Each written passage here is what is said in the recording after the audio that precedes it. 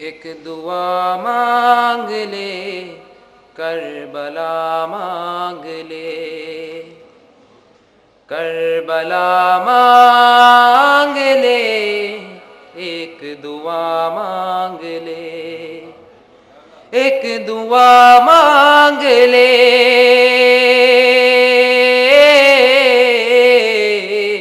ایک دعا مانگ لے، کربلا مانگ لے، اس سے پہلے کہ تجھ کو خزاں مانگ لے، اس سے پہلے کہ تجھ کو خزاں مانگ لے، دور ہو جائیں گی سب تیری مشکلیں، سب تیری مشکلیں دور ہو جائیں گی، دور ہو جائیں گی، دور ہو جائیں گی سب تیری مشکلیں،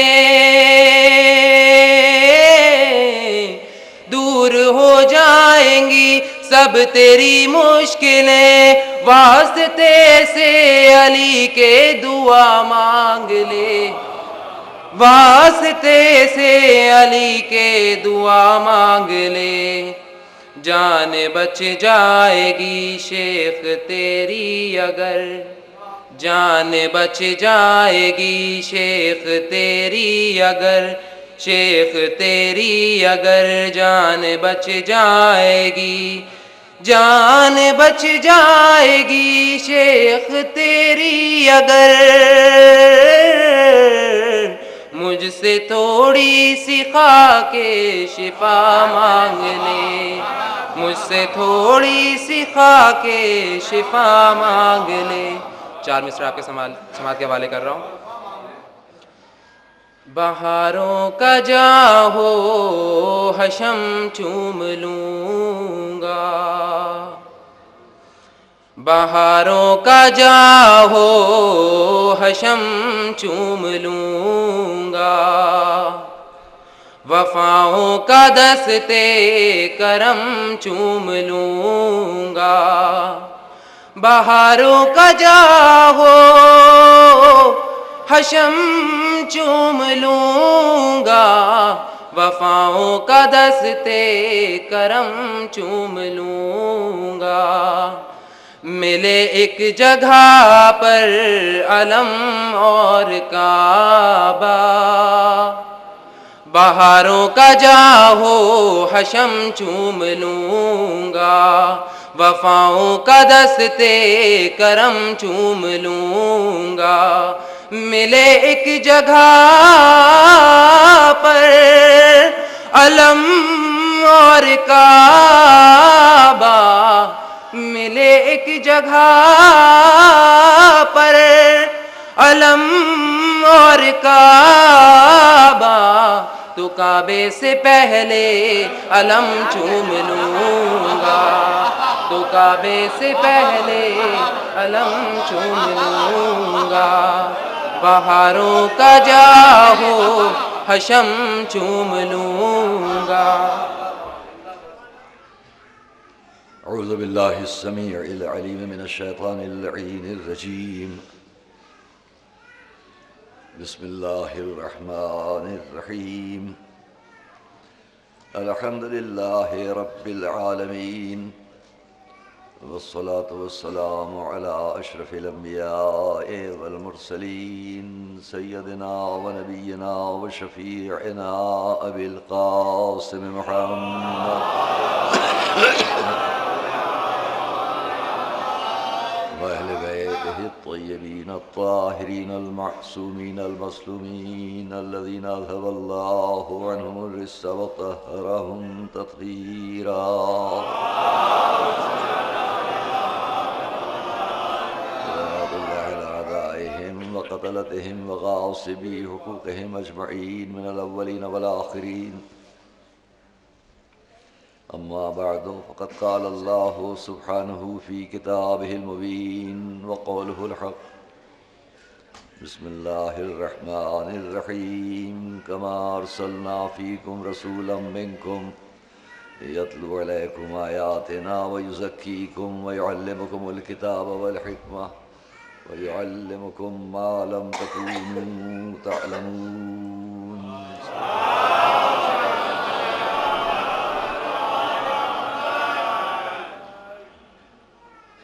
ابتداءً ہی میں پہلے یہ بھی کہہ دوں، جو آواز میری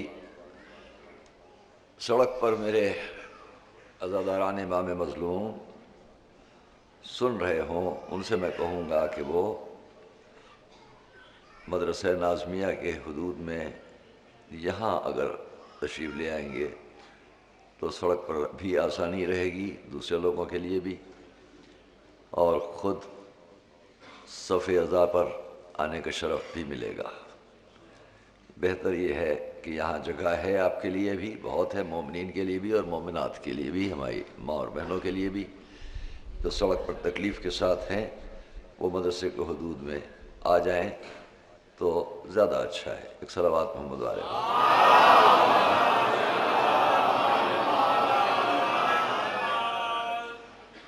آپ کے سامنے اس 7ویں مجلس میں حقوق اور اسلام پر گفتگو وہی رہے گی جو پرسوں اور کل آپ کے سامنے پیش ہوتی رہی، اور آج کی تقریر کا بھی مخصوص خطاب محترم مستورات سے ہے۔ اسلام میں عورتوں کا حصہ، اس پر گفتگو ہوگی، اور آج بھی موضوع گفتگو یہی رہے گا۔ ذرا اس کو ٹھیک کریں۔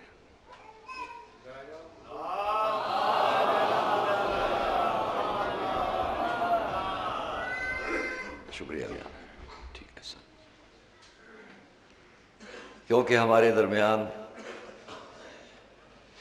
آج کے دور کے دیکھتے ہوئے بہت ضروری ہے کہ اس موضوع پر بات رہے، اور کچھ خاص باتیں مجھے جو عرض کرنا ہے، جو کل گفتگو تھی تو آپس میں یہ گفتگو میرے کانوں تک بھی پہنچی کہ بس اسلام میں عورتوں کے حقوق پر، عورتوں کی عظمت پر بہت بات کی گئی۔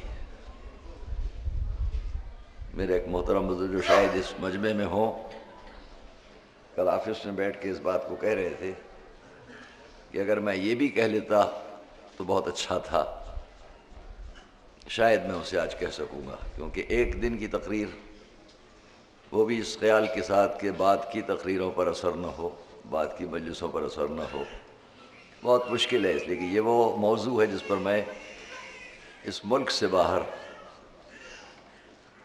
3 سال تک 3 اشروں میں گفتگو کر چکا ہوں۔ شارجہ میں امام بارگاہ امام رضا صلوات اللہ وسلام علیہ،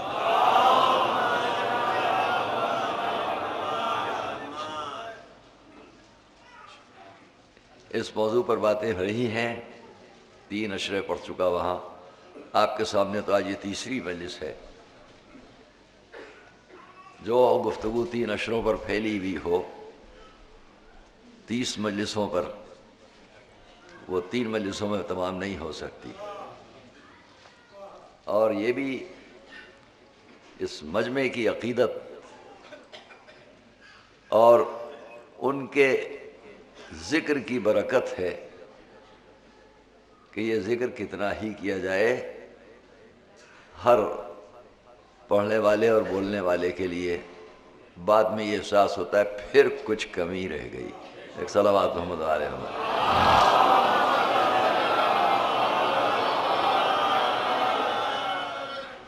میرے محترم بھائی، جو ہماری قوم کی عزت و وقار کی ایک نشانی ہے،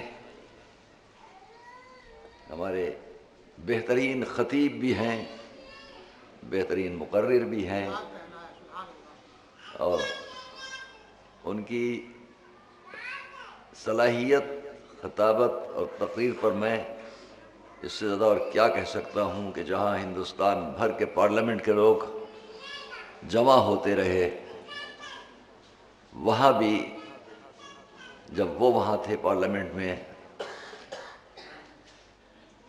تو پارلیمنٹیرین مسائل انہی کے حوالے ہوتے تھے۔ آج ایک عرصے سے وہ مختلف جگہوں پر گورنر کی حیثیت سے اپنی ذمہ داریاں سنبھالتے ہیں۔ میری مراد میرے محترم عزیز اور بھائی جناب سید ستر عزیز صاحب سے ہے۔ تو اس لیے نہیں کہ وہ اتنے بڑے عہدوں پر رہے ہیں، بلکہ اس لیے کہ وہ خود بھی ایک بہت اچھے مقرر ہیں اور بہت اچھے معلومات رکھنے والے ہیں۔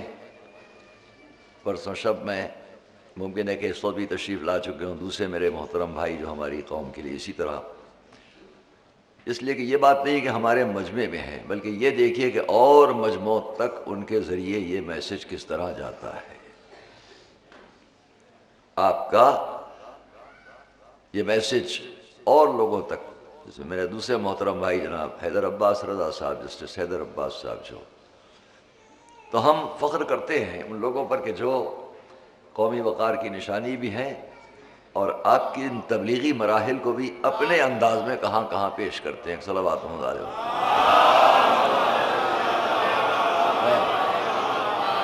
اس مجمع میں اور میرے محترم بھائی ایک سے ایک مفکر، ایک سے ایک محقق موجود ہیں، اور یہ میں جانتا ہوں کہ جب میں آپ کے سامنے بات کرتا ہوں تو کوئی بھی اس مجمع میں ایسا نہیں ہے کہ جو یا تحقیق کے میدان میں آگے نہ ہو یا تحقیق کے میدان میں شوق رکھ کر آگے نہ جانا چاہتا ہو۔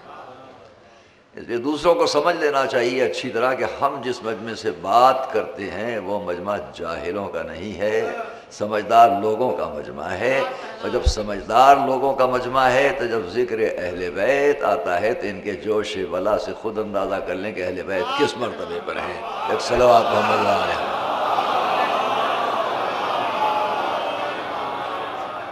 اور اس لیے اس موضوع پر جو مسلمان جہاں بھی ہوں، اسلام میں عورت کے حقوق، میں نے کل بھی کہا پرسوں بھی کہا کہ ہماری ماؤں بہنوں بیٹیوں کو بچیوں کو کوئی شک نہیں ہے ان حقوق پر جو ان کو اسلام میں دیے گئے، اس لیے کہ وہ جانتی ہیں کہ ان کا انتساب، ان کی نسبت اس شہزادی کی طرف ہے کہ جس سے بڑھ کر عالمہ کون ہوگی۔ جب وہ اپنے بابا کے سامنے اور اپنے شریک حیات اپنے شوہر کے سامنے کہ جس کے ساتھ قرآن اور جو قرآن کے ساتھ اسلام کے کسی مسئلے پر یہ نہ فرمائیں گی کہ یہ کیوں نہیں ہے اور وہ کیوں ہے، تو آپ کے اطمینان کے لیے کافی ہے کہ جس کی کنیزی کی طرف انتساب ہے وہ اس شریعت اور دین پر مکمل یقین رکھتی تھی۔ ایک صلوات محمد علیہ وسلم۔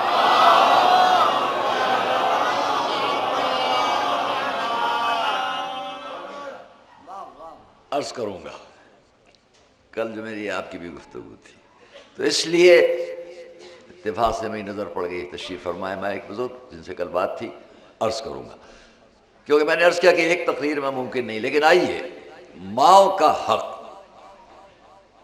گھر میں رہنے والی بیویوں کا حق، ان کی اہمیت، یہ میں اس لیے بیان کرتا ہوں تاکہ اس مجمع میں جو ہیں محترم بیویاں وہ بھی سنیں اور اس نشر اور بات کو پہنچانے کے وسائل اور ذرائع کے ذریعے سے جہاں تک یہ بات پہنچے۔ ایک تھوڑی سی گفتگو تمہیدی، اس کے ساتھ آپ غور کریں کیا حیثیت ہے، کیا مرتبہ ہے گھر میں رہنے والی اس بیوی کا جسے شریعت نے، دین نے، اسلام نے، قرآن نے خاص خاص مواقع پر خاص طور پر خطاب کیا ہے۔ آئیے ہم اس کو یوں سمجھیں، ہم آپ مدرسہ ناظمیہ میں بیٹھے ہیں، یہ ناظمیہ اس محلے میں ہے، یہ محلہ اس شہر میں ہے، لکھنؤ۔ یہ لکھنؤ اتر پردیش میں ہے، اتر پردیش ہندوستان میں ہے، بھارت اس زمین پر ہے، اس زمین سے اوپر اٹھیے، اس زمین سے تھوڑا اوپر اٹھیے۔ آج کے سائنٹسٹ سے پوچھئے، جتنا آپ اوپر چلتے چلے جائیں کسی بھی ذریعے سے، جب زمین سے اوپر اٹھ کر جائیں گے، وہاں سے اس اپنے سیارے کو، اس زمین کو دیکھیں گے تو آپ کو نہ نازمیہ الگ دکھلائی دے گا، نہ لکھنؤ الگ دکھلائی دے گا، نہ بھارت الگ دکھلائی دے گا، نہ ہندوستان اور امریکہ اور انگلینڈ الگ دکھلائی دیں گے۔ اوپر جانے کے بعد یہ پوری زمین ایک دکھائی دے گی۔ اور اگر کسی طرح اس نظام شمسی سے اوپر چلے جائیں جس میں یہ سیارہ زمین گھوم رہا ہے، تو پورا نظام شمسی ایک دکھلائی دے گا۔ اور کسی طرح اگر آپ اس کہکشاں سے باہر چلے جائیں کہ جس میں وہ نظام شمسی ہے، تو ساری کہکشائیں مل کر ایک دکھلائی دے گی۔ آپ نے سمجھا اس بات کو؟ یہ گھڑی چل رہی ہے، جب تک کہ اس گھڑی میں ایک بیچ میں وہ نقطہ نہ ہو کہ جو اس پوری گھڑی کو حرکت دے، یہ گھڑی نہیں چل سکتی۔ ویسے اس زمین کے لیے بھی اس کا بھی ایک مرکزی نقطہ قوت ہے۔ آج کے سائنس کے حساب سے اس زمین کا بھی ایک مرکزی نقطہ قوت ہے، اگر وہ ذرا بھی ادھر ادھر ہو جائے تو زمین اپنے محور سے ہٹ جائے گی، تصادم ہوگا، تباہیاں ہوں گی۔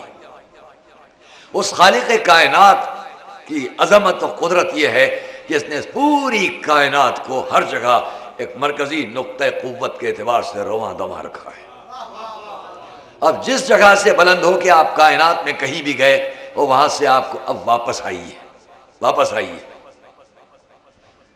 ہم کہکشاؤں سے اوپر تھے، سب ایک دکھلائی دے رہی تھی، ہم ان کہکشاؤں میں داخل ہوئے، سارے نظام شمسی ایک دکھلائی دے رہا تھا، ہم اس نظام شمسی سے بھی نیچے اترے، اب زمین ہمیں الگ الگ دکھلائی دے رہی تھی، ہم زمین پر بھی آ گئے، اب ہمیں ملک الگ الگ جو دکھلائی دے رہے تھے، اب ہم اپنے ملک میں آ گئے، ہمیں شہر الگ الگ دکھلائی دے رہے ہیں، ہم اپنے شہر میں آ گئے، لکھنؤ کے محلے الگ الگ دکھلائی دے رہے ہیں، ہم اپنے محلے میں آ گئے، ایک گھر کے اندر آئے۔ عزیزان گرامی، یاد رکھنا کہ جس طرح ایک گھر سے لے کے اوپر تک چلے جاؤ ساری دنیا ایک دکھلائی دے گی، ویسے ساری دنیا سے واپس جب ایک گھر تک آ جاؤ تو اس گھر کا بھی ایک مرکزی نقطہ قوت ہوتا ہے، اور میرے نزدیک گھر کا مرکزی نقطہ قوت گھر کی چلانے والی بیوی ہوتی ہے۔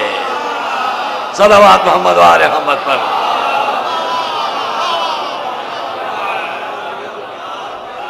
سب مل کر ایک صلوات محمد و آل محمد پر۔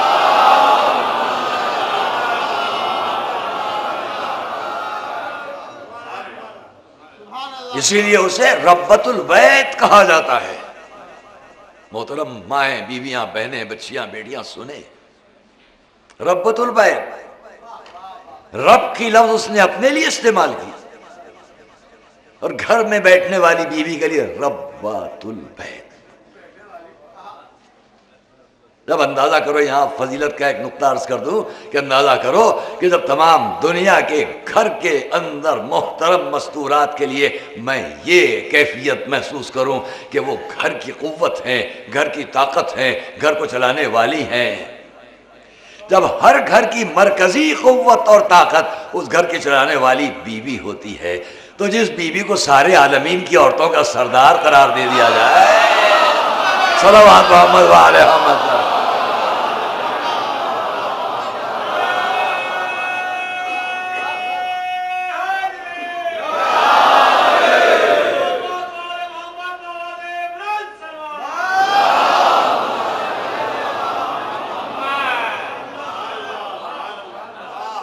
اور جب ہم اوپر کی کائنات سے الگ الگ نہیں محسوس کر سکتے، اوپر چلے جانے کے بعد کہکشاؤں میں کون کدھر ہے، اندر آ گئے نظام شمسی میں کون کدھر ہے، اور نیچے آئے زمین میں کون کدھر ہے، زمین پر آ گئے،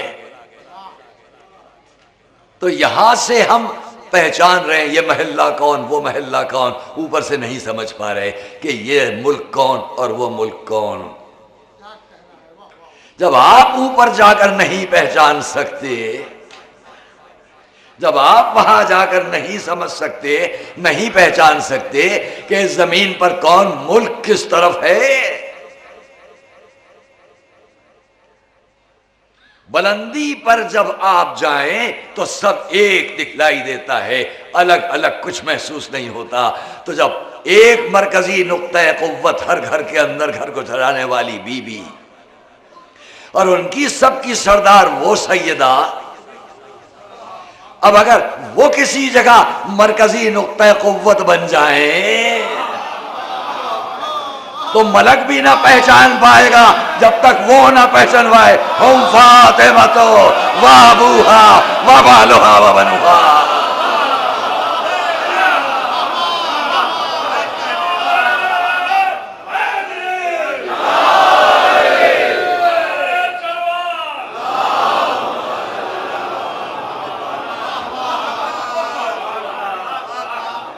بڑا اچھا لگتا ہے جب یہ آواز بلند ہوتی ہے، لیکن ذرا کچھ فکر مند ہو جاتا ہے جو باہر کا مجمع سوچتا ہے یہاں ہو رہی آواز ہم خاموش رہیں۔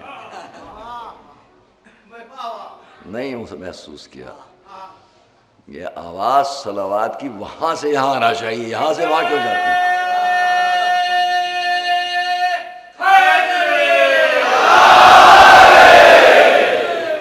نعرہ صلوات مل کر سب ایک بار۔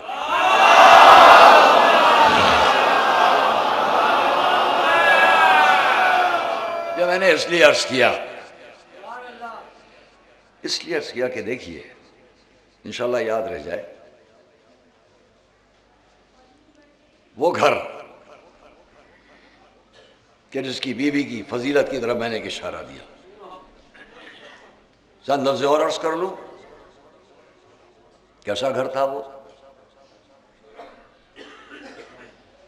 عالم اسلام کی تاریخیں گواہ ہیں، جو صلوات آپ پڑھ رہے ہیں ہم لوگ بھیجتے ہیں، اس صلوات سے ملتی جلتی ایک اور آیت 6 مہینے تک کم سے کم اور 9 مہینے تک زیادہ سے زیادہ تاریخوں نے لکھا کہ اللہ کا رسول صبح صبح آتے تھے اور اس گھر کے لوگوں کو خطاب کر کے آواز دیتے تھے، السلام علیکم یا اہل البیت، اور پھر انما یرید اللہ لیذھب عنکم الرجس اہل البیت ویطہرکم تطہیرا۔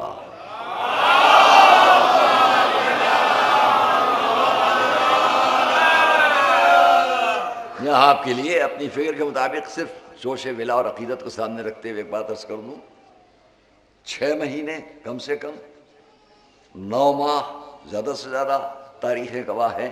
اصحاب صفہ، تاریخ میں ان تفصیلات میں نہیں جاؤں گا، صاحبان کو کہتے ہیں صفہ۔ حضور کے گھر کے باہر ایک جگہ تھی جس میں بیٹھنے والوں کو اصحاب صفہ کہا جاتا تھا، حضور کے اصحاب اور صحابی وہاں بیٹھے رہتے تھے، آتے تھے، بیٹھتے تھے، بیٹھتے تھے۔ وہ اس کے گواہ ہیں کہ حضور ہر روز صبح 6 ماہ تک کم سے کم، 9 ماہ تک زیادہ سے زیادہ۔ اب آپ کے لیے ایک تحفہ ہے ایک بات، یہ 6 ماہ کی مدت کتنی ہوئی؟ کم سے کم 180 دن۔ 9 ماہ کی مدت کتنی ہوئی؟ کم سے کم 270 دن ہوئے کہ نہیں؟ 180 دن میں سے صفر ہٹا دیا، 8 اور 1 کیا بنا؟ 9۔ 270 میں سے بھی صفر ہٹا دیے، 7 اور 2 کیا بنا؟ 9۔ عرض کروں عدد کے حساب سے جو 6 ماہ کے عدد آ رہے ہیں جب رسولی آیت پڑھ رہے ہیں، جب 9 ماہ کے عدد آ رہے ہیں جب رسولی آیت پڑھ رہے ہیں، دونوں کے عدد 9۔ اور میری شہزادی کے نام کے عدد کتنے ہیں؟ فاطمہ 9۔ مانا اتنی مطابقت ہے کہ جو نام ہے وہی آیت ہے، جو آیت ہے وہی نام ہے۔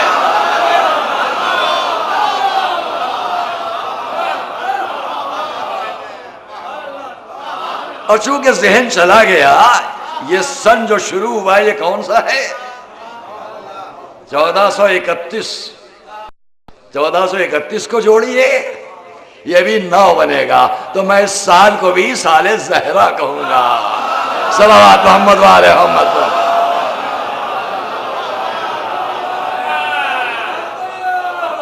سب مل کر ایک صلوات محمد وآل محمد پر۔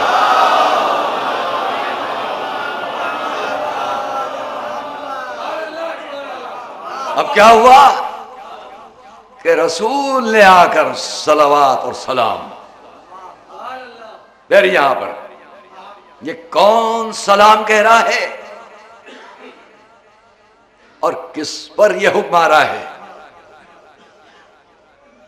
جب قرآن یہ کہے کہ ان اللہ و ملائکتہ یصلون علی النبی یا ایھا الذین آمنوا صلوا علیہ وسلموا تسلیما،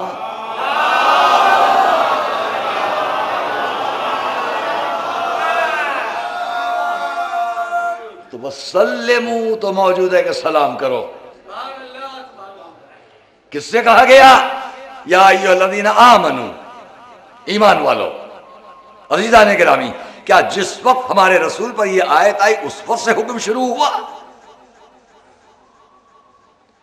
ہمارے نبی جب یہ آیت آئی تو اس وقت سے نبی ہوئے؟ لیکن ہمارے نبی کا قول تو یہ کنت نبیا وآدم بین الماء، میں اس وقت سے نبی ہوں جب آدم مٹی اور پانی کے درمیان تھے۔ اور آیت کہہ رہی ایمان لانے والوں ان پر صلوات و سلام پڑھو۔ اس کا مقصد یہ کہ ایک حضور نے نہیں شروع کیا، توجہ کر رہے ہیں آپ؟ ایک حضور صرف سلام اس دروازے پر نہیں کر رہے ہیں بلکہ 1,24,000 کا خاتمہ حضور پر ہو رہا ہے خطاب ایمان والوں سے۔ اس کا مقصد یہ کہ جو جب سے مومن ہے اس کو حکم ہے کہ ان پر صلوات و سلام پڑھو۔ اب اس میں آدم شریک، نوح شریک، ابراہیم شریک، موسیٰ اور عیسیٰ شریک، صلوات محمد وآل محمد۔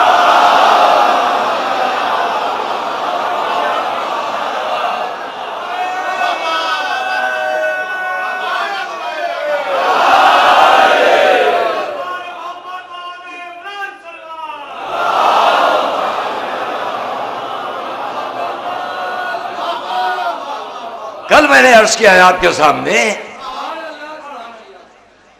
اس کا حوالہ بھی دوں کہ جو میلاد نامہ تمام عالم اسلام میں پڑھا جاتا ہے ان دنوں میں،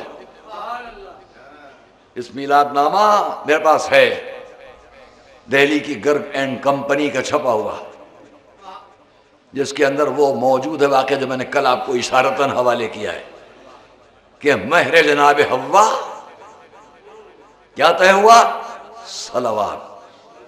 تو میں نے یوں ہی نہیں عرض کر دیا بلکہ اس وقت سے تو اب سب کو یاد رکھنا چاہیے کہ یہ صلوات و سلام کا سلسلہ آدم و حوا سے شروع ہوتا ہے اور ہمارے حضور تک آتا ہے اور حضور سے ہم تک آتا ہے۔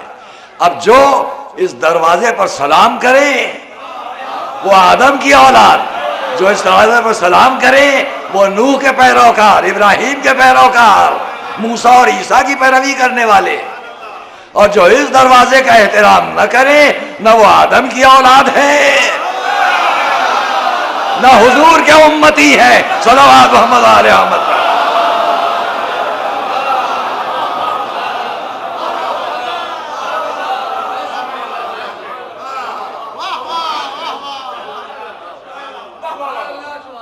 ان کا جس کو دل چاہے سلام پھر کریں،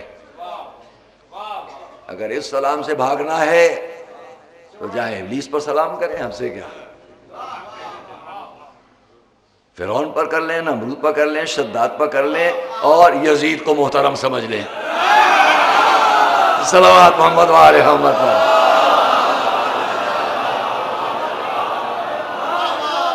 پھر خواہش کروں گا اپنے باہر کے مجلس سب مل کر صلوات پڑھیں محمد وآل محمد۔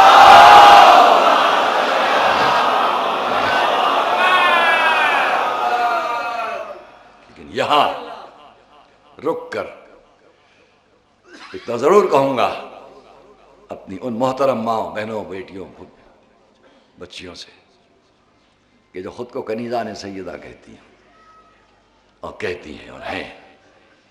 تھوڑی دیر کے لیے اب اس پر بھی غور کیجیے. آپ کا انتساب جن کی طرف ہے ان کے مقابل کل میں نے عرض کیا ہے اور ابھی بھی کہا، گھر کے چلانے کی ذمہ داری، گھر کی تہذیب اور تمدن جو اسلامی ہو، جو انسانی ہو، جو شرف اور فضیلت انسانیت لیے ہوئے ہو، اس کو لے کر چلنا ہمارے گھر کی محترم ماں اور بہنوں کا سب سے بڑا حق اور حصہ ہے اور ذمہ داری ہے. دیکھیے، میں نے ابھی ای ٹی وی کی مجلس میں بھی اشارتاً اس کو کہا تھا. ہر طرف سے بہت باتیں آئیں کہ بہت اچھی بات، آپ کو بھی سنا دوں جنہوں نے نہ سنی ہو. ان پر نہ چاہیے کہ جو آپ کی سوسائٹی کو اپنے مقاصد کے ساتھ استعمال کرنا چاہتے ہیں. اور یہ نہ سمجھیے گا کہ یہ آج ہو رہا ہے، یہ آج ہو رہا ہے، میں اس پر نہیں جاؤں گا، بلکہ قرآن کریم کی ایک آیت پہلے آپ کے سامنے سنا دوں، تلاوت کر دوں. یا ایھا الذین آمنوا ان کثیرا من الاحبار والرہبان لیأکلون اموال الناس بالباطل ویصدون عن سبیل اللہ. قرآن. ایمان لانے والو، ان کثیرا من الاحبار والرہبان، احبار حبر کی جمع ہے، اور حبر کہتے ہیں یہودی عالم کو، رہبان راہب کی جمع ہے، اور راہب کہتے ہیں عیسائی عالم کو. قرآن جب آیا تو یہودی علماء کو اپنے مذہب کی تبلیغ کرتے ہوئے تقریباً 1150 سال گزر چکے. عرب کی سرزمین پر 1100 سال سے وہ اپنی یہودیت کی تبلیغ کر رہے تھے. حضرت عیسیٰ کو گزرے ہوئے 500 سال گزر چکے تھے. عیسوی علماء اپنے مذہب کی تبلیغ 500 سال سے کر رہے تھے. ان کی 500 سال کی تبلیغ، ان کی 1100 سال 1150 سال کی تبلیغ عرب کی سرزمین پر. مگر ہو کیا رہا تھا؟ بازاروں میں، پڑھیے تاریخ عرب، بازاروں میں، میلوں میں، بازار عکاظ، بلندی پر لا کے عورتیں کھڑی کی جاتی تھیں اور پھر ان کی بولیاں لگائی جاتی تھی. ابھی قرآنی پیغام نہیں شروع ہوا تھا کہ عرب کے اس ماحول سے لے کے باہر تک، میں اگر جو اصل مذہب حضرت موسیٰ اس پر بات نہیں کر رہا ہوں، جو رنگ دیا گیا، اور رنگ دینے والے کون تھے؟ دونوں مذاہب کے علماء تھے. بہت توجہ. یہ دونوں مذاہب کے علماء وہ تھے کہ جہاں ان کی تبلیغ کے باوجود عورتیں بازاروں میں بک رہی تھیں. باپ کی اگر چند بیویاں تو اولاد کو ورثے میں تقسیم ہو رہی تھیں. کمپیریزن اور تقابل کے لیے بات نہیں کرتا. جب روم کا، ویٹیکن کا مقدس تالاب سوکھ گیا تو 40,000 نوزائیدہ بچوں کی کھوپڑیاں وہاں سے ملی.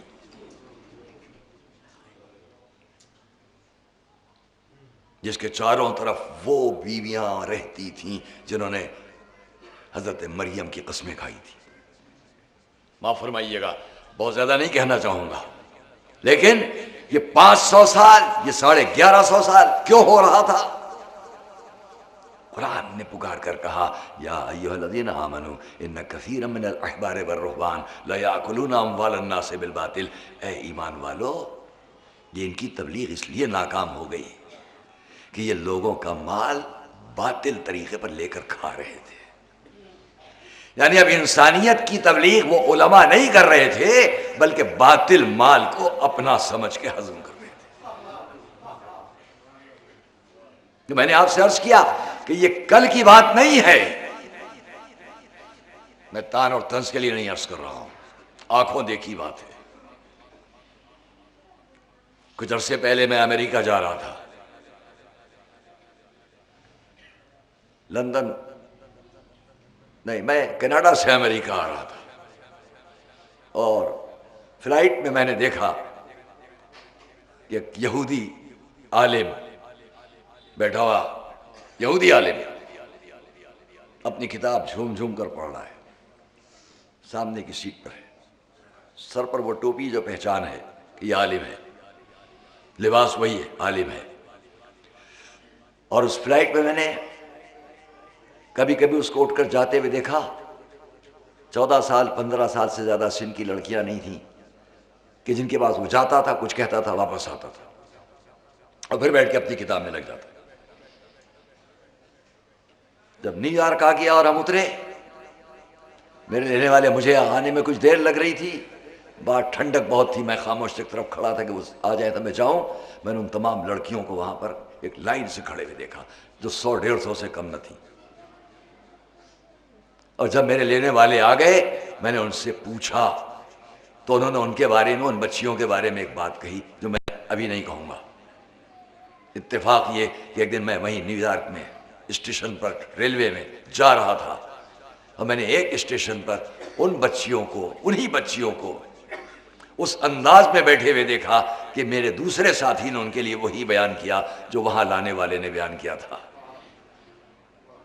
آپ جانتے ہیں کیا بیان کیا؟ مجھے اپنے مجمع کے فہم پر چھوڑ دینا ہے، کچھ نہیں کہوں گا۔ یہ اندازہ کرو کہ آج کا ایک عالم اپنی بچیوں کو نیو یارک کیوں لا رہا تھا، کس لیے لے جا رہا تھا۔ اب تو پہچانو کہ 1400 برس پیشتر سے لے کر 1900 برس پیشتر سے لے کر 2000 پیشتر سے لے کر یہ وہ تھے کہ جو کل بھی اور آج بھی عورتوں کو مال تجارت سمجھا ہے، انسانیت کی بقا کا ذمہ دار نہیں سمجھا ہے۔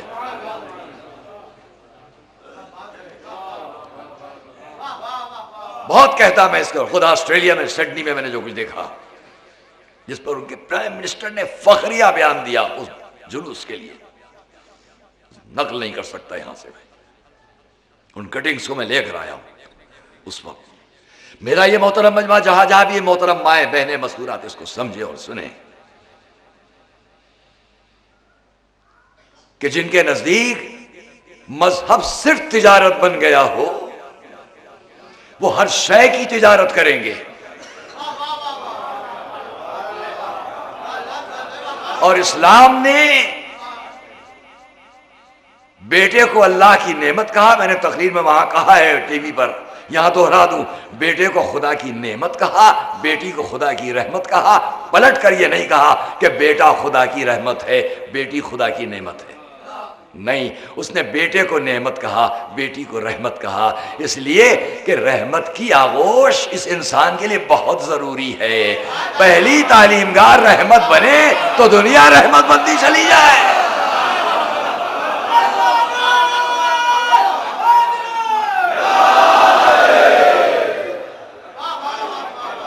لیکن ان کی تہذیب نے کیا چاہا کہ رحمت کی آغوش سے اس معصوم بچے کو چھین لو، چھین لو اس رحمت کی آغوش سے۔ جس کی آغوش ہے اس کو سوسائٹی میں پہنچا دو، اور جو آغوش میں پرورش کا حق رکھتا تھا وہ انسانیت کے وحشتناک صحراؤں سے چھوڑ دو۔ اپنی ذمہ داری کو سمجھیں ہم۔ قرآن کہتا ہے الخبیثات للخبیثین، کل آپ نے مجھے یاد دلایا تھا محترم بھائی، الخبیثات للخبیثین والخبیثون للخبیثات والطیبات للطیبین والطیبون للطیبات۔ جو جتنے گندے لوگ ہوں گے وہ گندے عنوان پر یہ رشتے جوڑیں گے، اور جتنے پاک ہوں گے وہ پاک عنوان پر یہ رشتے جوڑیں گے۔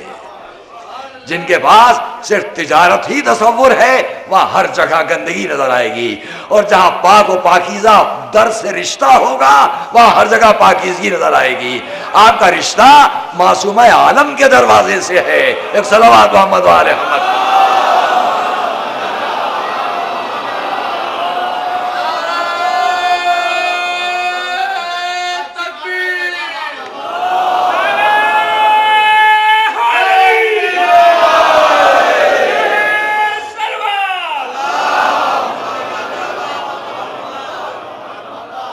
آپ کا کلچر ان سے الگ ہے کیونکہ وہ کلچر اپنے مذہب کے مطابق نہیں رہ گیا ہے. ہمیں فخر ہے ہمارے اس بھارت میں کہ اگر کوئی اور مذہب والوں کے پاس بھی آپ جائیں, آپ اخبارات پڑھتے ہوں گے کس بات پر کسی نے کسی کو قتل کر دیا, کیونکہ اس کے گھر کے احترام میں کسی نے مداخلت کی تھی. یہ ہمارے ہندوستان میں ہر مذہب کا ماننے والا اپنے مذہبی جذبات کے باوجود عورت کے احترام کو جانتا ہے. لیکن جو مداخلت کر رہے ہیں مذاہب میں, وہ صرف اسلام دیکھ کر نہیں.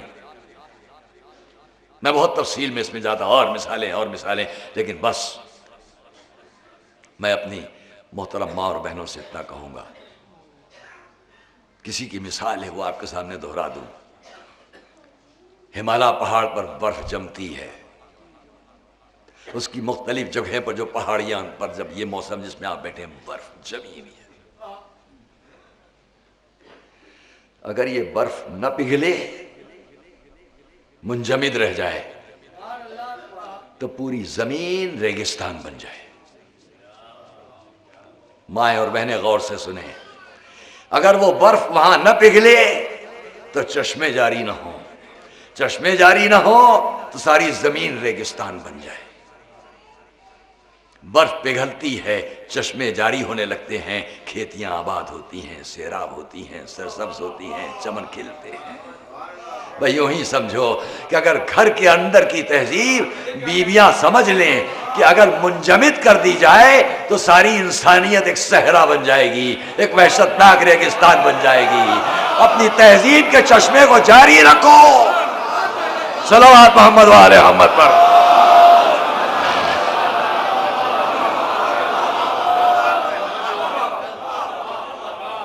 اس اسلامی اور اس مذہبی تہذیب کے چشمے کو اپنے گھر سے باہر جاری رکھو تاکہ یہ انسانیت کا چمن کھلتا رہے, وحشتناک صحرا نہ بن جائے. یہیں پہ ایک مثال اور بھی دوں گا تاکہ بات پوری طرح واضح ہو جائے. جو محترم مائیں بہنیں بیٹیاں سن رہی ہوں, وہ یہ نہ کہیں دیکھیے ہم تو کوشش کرتے ہیں لیکن ان کو کیا کریں. ہم تو کوشش کرتے ہیں لیکن کیا کریں, ہم بچی کالج جاتی ہے, اسکول جاتی ہے, وہاں یہ اور وہ. ان باتوں کو لے کر نہ چلیے. کوئی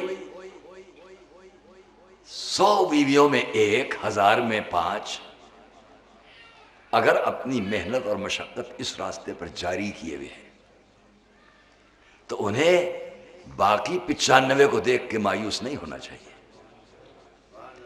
اور ہماری قوم کی ماں اور بہنیں بیٹیاں جہاں سے انتساب رکھتی ہیں وہ اور جگہوں پر اگر اپنی اچھی باتیں پہنچانا چاہیں, لوگ پلٹ کر وہ جواب دیں جس سے آپ مایوس ہونے لگیں تو مایوس نہ ہو, مایوس نہ ہو. اس کی میں مثال دوں گا. میں نے اس کو کبھی اس مثال کو کسی اور موضوع کے تحت پیش کیا ہے, یہاں آپ کے لیے عرض کر دوں. میں نے دیکھا ایک شخص پودا بو رہا ہے, میں قریب آیا. کیا لگا رہے ہیں آپ؟ جی گلاب کا پودا بو رہا ہوں. عجیب انسان ہیں آپ کانٹوں کا پودا بو رہے ہیں؟ جی کیا کہا آپ نے؟ میں نے کہا آپ کانٹوں کا پودا بو رہے ہیں, ہر شاخ پر ہزاروں کانٹے. اس کا جواب کیا ہوگا؟ میرا ہی نیت دیکھو, میرا مقصود دیکھو. مقصد میرا کیا ہے؟ مقصود کیا ہے اس پودے کے بونے سے؟ کانٹے یا اس پر کھلنے والے چند گلاب؟ کس لیے بو رہا ہوں؟ کانٹوں کے لیے کہ چند گلابوں کے لیے؟ مقصود دیکھا جائے گا. کبھی اس سے مایوس نہ ہونا کہ پودے پہ کانٹے کتنے ہیں، وہ ہزاروں کانٹے مل کر بھی مجھے وہ غم نہیں پہنچا سکتے جو ایک کھلا ہوا گلاب مجھے خوشی پہنچائے گا۔ صلوات محمد و آل محمد پر۔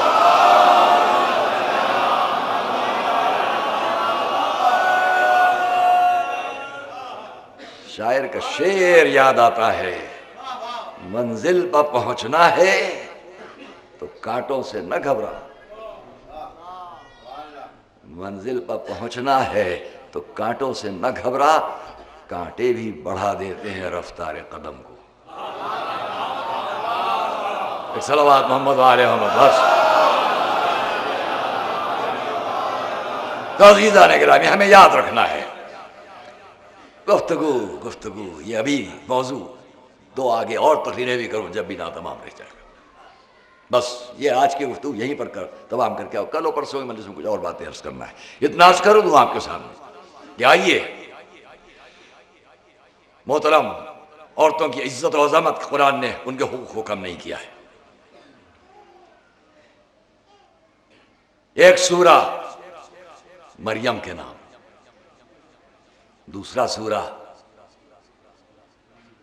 سبا، ایک وہ جو شروع ہی سے پاک و پاکیزہ، دوسری وہ جو بعد میں اسلام لے آئے۔ دونوں کے نام پر منسوب سورہ النساء۔ قرآن نے اتنا حق قائم کیا کہ پورا سورہ عورتوں کے نام پر مخصوص کر دیا، النساء، الرجال نہیں۔ دو گھر، عالم اسلام کے لیے سب سے محترم دو گھر، ایک قدس، ایک کعبہ۔ اور توجہ کریں گی میری محترم مائیں بہنیں، پورا مجمع، دو گھر سب سے محترم، ایک بیت القدس، بیت المقدس، بیت المقدس جسے آپ مختلف لفظوں سے یاد کرتے ہیں، ایک خانہ کعبہ۔ ان اول بیت وضع للناس الذی ببکۃ مبارکا وہدی للعالمین۔ عالم اسلام کے لیے وہ قبلہ اول، یہ ہے بات کا قبلہ۔ پہلا قبلہ بیت القدس، ساری داستان ایک قبلہ اول کس سے منسوب نظر آتی ہے؟ ایک بی بی مریم، عورتوں کی عظمت۔ پہلا قبلہ داستان مریم کو پیش کر رہا ہے، اور دوسرا قبلہ وہ ہے کہ ہماری آپ کی عقیدت کے مطابق جب اس کی داستان سامنے آتی ہے تو یا ابتدا میں عزیزان گرامی یا ہاجرہ نظر آتی ہے، اور جب وہ منزل آ جائے کہ اب خانہ کعبہ کی طرف ایک بی بی بڑھے۔ ایک خاص بات عرض کرنا چاہتا ہوں پورے مجمع کے لیے، اس کعبے کے لیے بھی غور کیجئے گا۔ لکھنے والوں نے لکھا ولد علی فی جوف الکعبہ، جوف کہتے ہیں وسط کو، علی کی ولادت جوف کعبہ میں ہوئی، یعنی وسط میں ہوئی۔ اب یہ بتلا دو کہ اس وقت کعبے میں آنے والا پہلے کون ہے؟ میں تقابل نہیں کر رہا ہوں، آپ کی عقیدت کے اعتبار سے عرض کر رہا ہوں، کعبے میں پہلے میرا مولا آیا یا پہلے فاطمہ بنت اسد آئی؟ صلوات محمد و آل محمد پر۔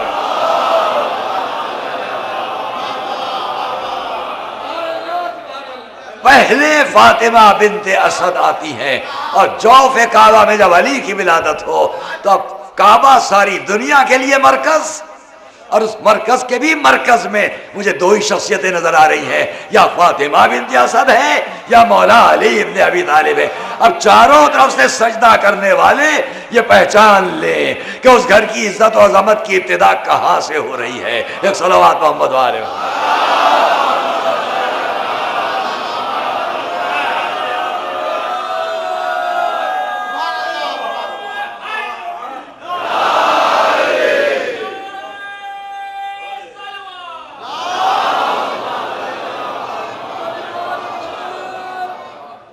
اس لیے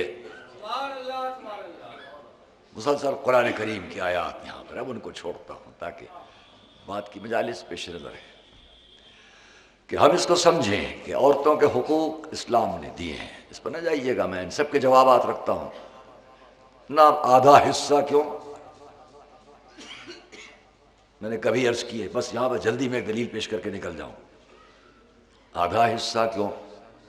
قرآن نکالے ذکر مثل حظ الانثیین، عورت کا آدھا حصہ، مرد کا دوہرا حصہ. یہ بات یہیں پہ سن لیجئے تاکہ ایک دلیل ذہن میں رہ جائے. 3 لاکھ روپے تقسیم کرنا ہے. صرف 2 لاکھ مسلمان ہیں، 1 لاکھ عورتیں ہیں، 1 لاکھ مرد ہیں. 3 لاکھ تقسیم کرنا ہے آپ کو. کیا کریں گے؟ 2 لاکھ ہیں یہ، 1 لاکھ مرد، 1 لاکھ عورتیں. 3 لاکھ کیا کریں گے؟ 2 لاکھ مردوں کو دیں گے، 1 لاکھ عورتوں کو دیں گے. عورتیں کہیں گی دیکھیے دیکھیے حق کم ہو گیا. میں ان سے پوچھوں گا یہ آپ کو 1 لاکھ تو ملا، جب سال ختم ہوگا تو میں آپ سے بھی پوچھوں گا اور ان مردوں سے بھی پوچھوں گا، آپ 1 لاکھ تھے، آپ نے اپنے 2 لاکھ کیا کیے؟ آپ بھی 1 لاکھ تھیں، آپ کو 1 لاکھ ملے، آپ نے اپنے 1 لاکھ کیا کیے؟ دونوں سے اگر حساب لوں گا تو مردوں کا جواب آئے گا چونکہ ہم پر نفقہ واجب تھا ہم نے ادا کیا، چونکہ ہم پر ماں باپ کے حق تھے ہم نے ادا کیے، چونکہ ہم پر اولاد کا حق تھا ہم نے ادا کیا. مولانا اب ہمارے پاس کچھ نہیں رہ گیا. عورتوں سے پوچھوں گا آپ اگر مردوں نے ظلم کر کے نہیں لے لیا ہے تو ان کا پوری رقم ان کے پاس موجود ہے. صلوات محمد و آل محمد.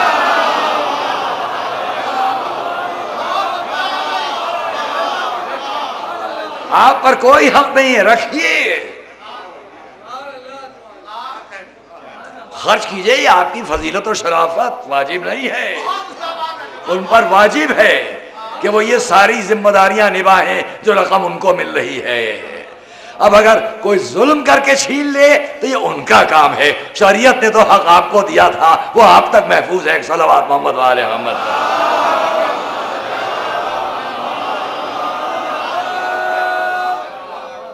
سب مل کر ایک صلوات محمد.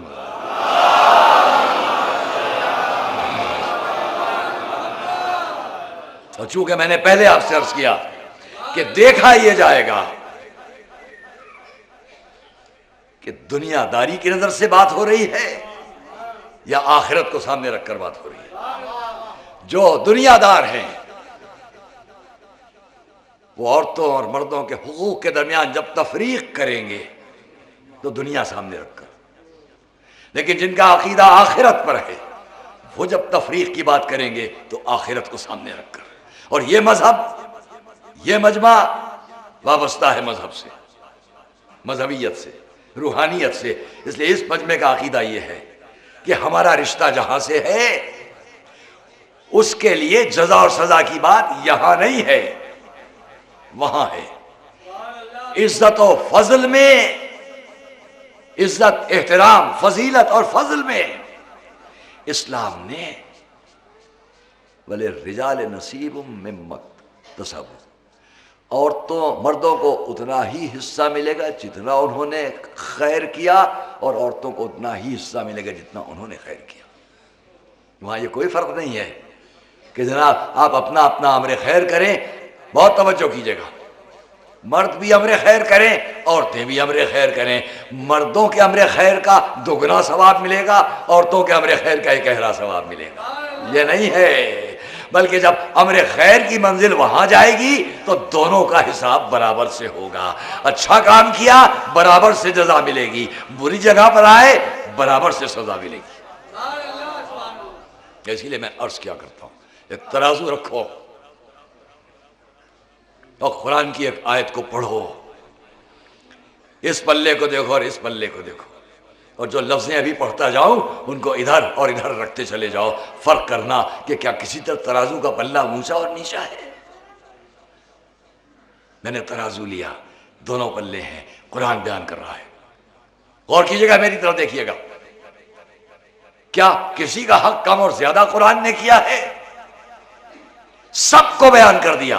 ترازو، آیت پڑھتا ہوں ان المسلمین والمسلمات والمؤمنین والمؤمنات والقانتین والقانتات والصادقین والصادقات والصابرین والصابرات والخاشعین والخاشعات والمتصدقین والمتصدقات والذاکرین کثیرا والذاکرات، دونوں کو برابر رکھ کے یہ بتلا دیا کہ تم میں جو جتنا امر خیر کرتا جائے گا اعد اللہ لہم مغفرۃ واجرا عظیما، تم بہتر اٹھے تمہارے لیے مغفرت اور اجر عظیم، یہ بہتر سامنے آئی ان کے لیے مغفرت اور اجر عظیم، کوئی فرق نہ قائم کر کے اس نے بتلا دیا ہم تک آؤ پھر دیکھو کہ ہم کس کو اجر عظیم دے رہے ہیں۔ صلوات محمد و آل محمد۔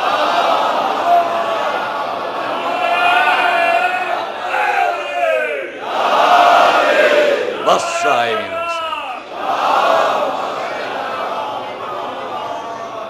ان المسلمین والمسلمات والمؤمنین والمؤمنات والقانتین والقانتات والصادقین والصادقات والصابرین والصابرات والخاشعین والخاشعات والمتصدقین والمتصدقات والصائمین والصائمات والحافظین فروجهم والحافظات والذاکرین اللہ کثیرا والذاکرات اعد اللہ لهم مغفرۃ واجر عظیم۔ آخرت پہ یقین ہے تو اپنی اپنی ذمہ داریاں ادا کرو، نہ مردوں کو اس کا حق ہے۔ حضور کا فرمانا ممبر سے بیٹھ کر 5 باتوں میں سے پہلی ہی بات، اس شخص کو آخرت کے کاموں کے لیے کوئی عذر نہیں رہ جاتا جس کو اللہ دنیا اور آخرت کے کاموں میں شریک رہنے کے لیے نیک بیوی عطا کر دے۔ نہ مرد صاحب اب یہ فرما سکتے ہیں میں کیا کروں، گھر میں گیا سالن میں نمک بہت زیادہ تھا، جلی یہ روٹی آئی، کیا اسی لیے آپ کو گھر میں شادی کر کے لائے تھے؟ کیا وہ اسی لیے آئی تھی کہ وہ آپ کے گھر میں آ کے کنیز بن کر کام کرے؟ ایک طرف آپ یہ فرمائے ہماری شہزادی وہ تھی جو کنیز سے بھی ایک دن کام تو ایک دن خود کام کرتی تھی، اگر وہ کنیزان سیدہ ہیں تو آپ بھی تو اس گھر کے غلام ہیں۔ دونوں طرف کی بات برابر سے سمجھیے، وہاں شہزادی ایک دن خود کام ایک دن فضا کے حوالے۔ آپ اس بات پر ناراض ہو جاتے ہیں نمک کیوں زیادہ ہے، روٹی کیوں جل گئی، وقت سے میں آیا تھا سب سامان کیوں نہیں سامنے رکھا گیا، تصور یہ لے کر چل رہے ہیں کیونکہ آہستہ آہستہ اس کلچر میں ہم سانس لے رہے ہیں کہ جہاں عورت کو کنیز سمجھا جاتا ہے لفظوں میں نہیں مفہوم کے اعتبار سے۔ ایک صلوات محمد والے۔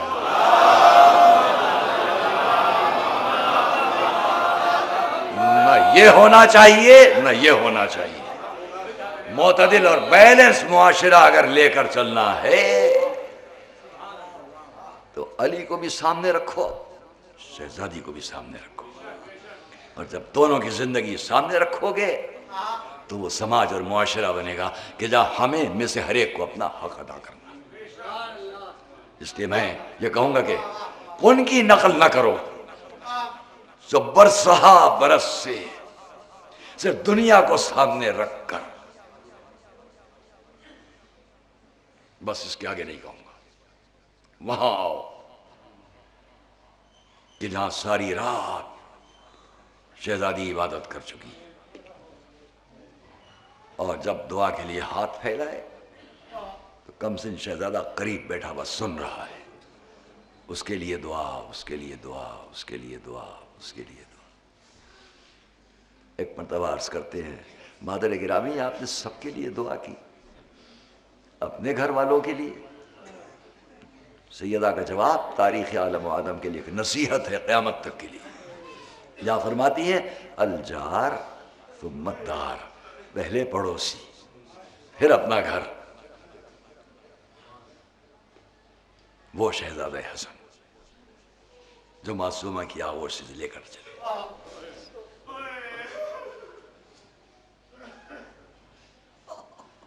اسی شہزادہ امام حسن کا یہ قول ہے اعمل لدنیا، اپنی دنیا میں اس طرح سے رہو کانک تعیش ابدا، جیسے تم کو ہمیشہ یہی رہنا ہے۔ وعمل لآخرتک، لیکن جب آخرت کو سامنے رکھ کر کام کرو کانک تموت غدا، تو وہ اس طرح اس کام کو بھی انجام دو جیسے بس اب کل مر جانا ہے۔ دنیا اور آخرت کو بیلنس کرو، معتدل رکھو، اعتدال سے بڑھو، تو دنیا بھی آخرت بھی۔ اور اس کے لیے مجھے اس سے آگے اور کیا عرض کرنا ہے۔ ان دنوں میں چونکہ چاہتا ہوں اگر 5-10 منٹ کی تاخیر ہو جائے تو میرے بات کے خطیب اور ذاکر جو اس مجلس کے ختم ہونے کے بعد فوراً شروع کرتے ہیں مجھے معاف فرمائیں گے، وقت کے اندر ہی بات ختم ہوگی انشاءاللہ، پھر بھی اگر 2-4 منٹ، کیونکہ ذہن میں آتی ہے بات جو بہت عرصے سے فرمائی سے 25-30 سال پہلے کبھی میں نے اس ممبر سے عرض کیا، چاہتا ہوں اسے آج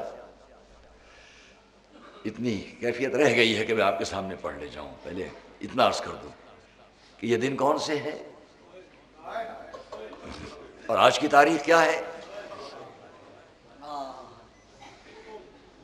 آج کی تاریخ منسوب ہے اس شہزادے کی طرف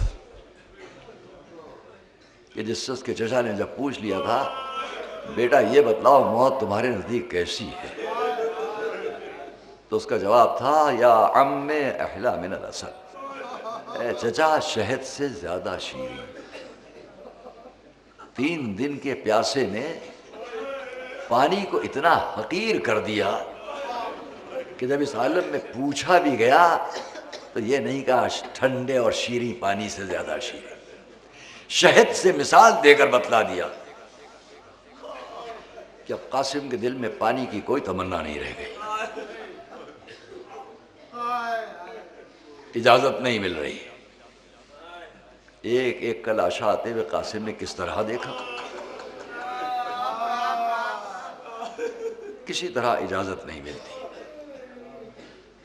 آئے ایک گوشے میں سر جھکا کے بیٹھ گئے، تاریخ کے ورق پلٹنا شروع ہوئے، حافظے نے تاریخ کے ورق پلٹے، اس بچے نے پلٹتے ہوئے ورق کے درمیان دیکھا ایک بستر پر کوئی لیٹا ہوا ہے، چاروں طرف چاہنے والے جمع ہیں کہ اس بستر پر لیٹے ہوئے اس شخصیت نے آواز دی یہ تشت سامنے سے ہٹا دو، کیونکہ میری چاہنے والی بہن زینب آ رہی ہے۔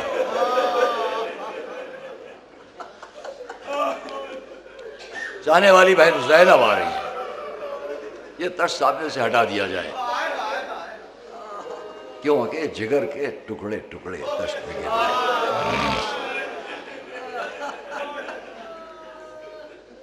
اس معصوم بچے نے بہت کم سن ہے یہ بھی دیکھا کہ تشت سامنے سے ہٹا دیا گیا، رسول کے نواسی علی و فاطمہ کی بیٹی زینب آئی،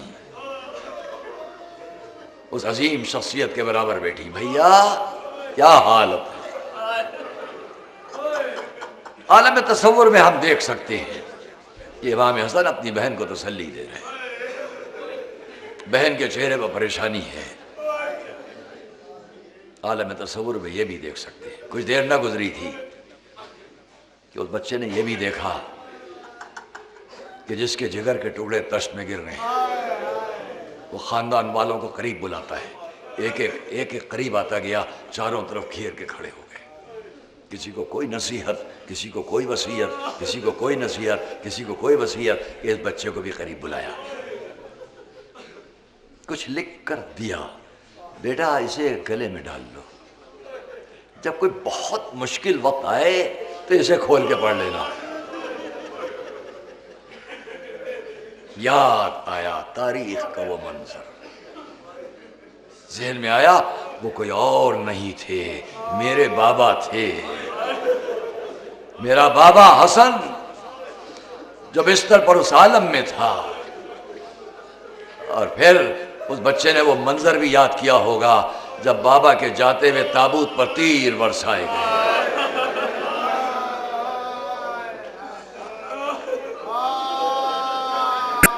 چاہیے تو یہ تھا کہ جب لاشا زمین پر تابوت رکھ دیا گیا اور امام حسین آگے بڑھے، آ کر بیٹھ گئے، اپنے بھائی کے جسد سے تیر نکالے، چاہیے تھا بچے کو اسے کھول کر پڑھ لیتے، نہیں پڑھا۔ امام حسن رخصت ہوئے، کربلا میں وہ وقت آ گیا، صبح سے عصر عاشور تک ایک ایک کا لاشا دیکھ رہے ہیں، اب تو نکال کر خط پڑھ لیں، نہیں پڑھا۔ جب اپنے لیے اجازت مانگی اور اجازت نہ ملی تو سمجھ میں آ گیا کہ اس سے زیادہ سخت وقت کیا ہوگا کہ ایک ایک کا لاشا آ جائے اور قاسم یوں ہی زندہ رہ جائے۔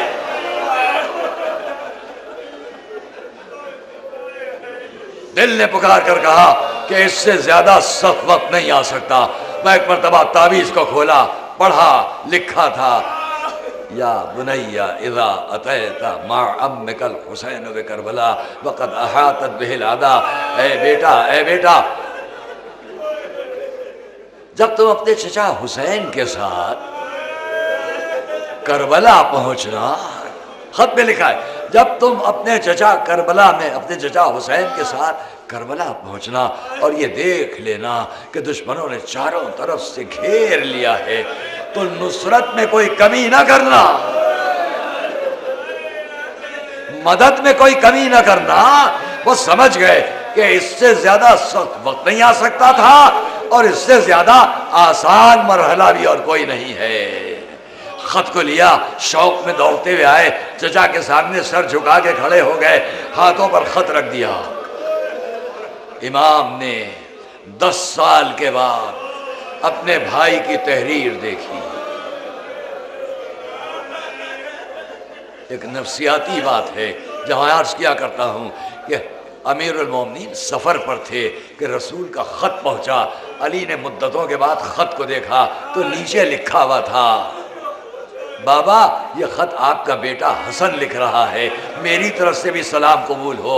امام حضرت نے جب اس خط کو دیکھا، مدتوں سے اپنے بیٹے کو نہ دیکھا تھا، اپنے بیٹے حسن کی تحریر دیکھی، اس کے نیچے سلام دیکھا تو تاریخ نے لکھا کہ علی کی آنکھوں سے آنسو جاری ہو گئے۔